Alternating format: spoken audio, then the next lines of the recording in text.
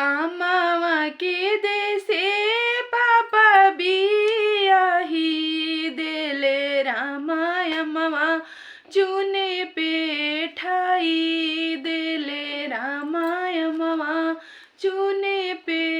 ठाई देले रामा अम्मावा के देसे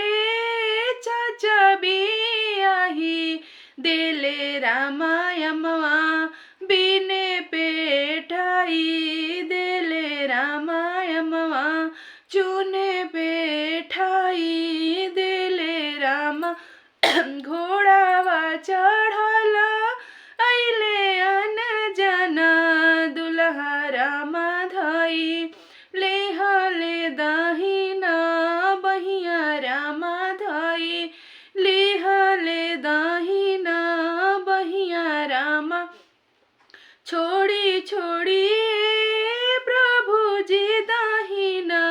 बहिया रामा टूटी जाई है शंखा पोला रामा टूटी जाई है शंखा पोला रामा छोड़ी छोड़ी प्रभु जी दहिना बहिया रामा टूटी जाई है शंखा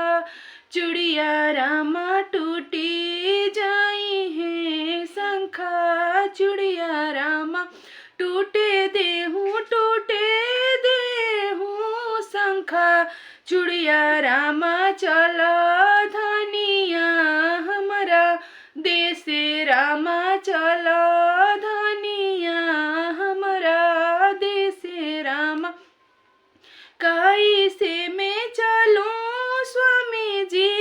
रौरा देसे रामा अभी पापा के दुलारी बानी रामा अपनी पापा के दुलारी बानी रामा कैसे में चली स्वामी रौरा देसे रामा अपनी पापा के दुलारी बानी रामा अपना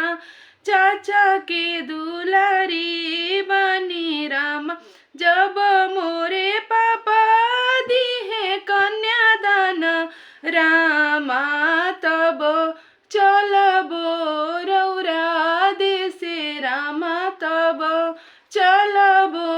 रौरा देसे रामा जब भैया धरी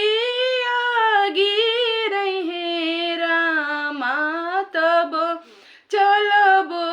रौरा देसे रामा तब चलबो रौरा देसे रामा अम्मावा के देसे भैया बियाही देले रामा अम्मावा चूने पे ठाई देले रामा अम्मावा चूने पे ठाई देले रामा अम्मावा चूने पे आद्या कर दो ठाई देले रामा अम्मावा बंद कर दो क्लिक कर दो।